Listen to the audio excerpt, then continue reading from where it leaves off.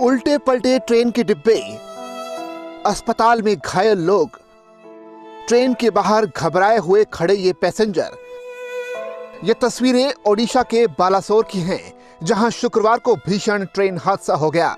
यहां के बहनागा स्टेशन के पास कोरोमंडल एक्सप्रेस और मालगाड़ी आपस में टकरा गई। जानकारी के मुताबिक ओडिशा में 3 ट्रेनें दुर्घटनाग्रस्त हो गई। ये हादसा इतना जोरदार था कि ट्रेन के कई डिब्बे पटरी से उतर गए और एक दूसरे पर चढ़ गए।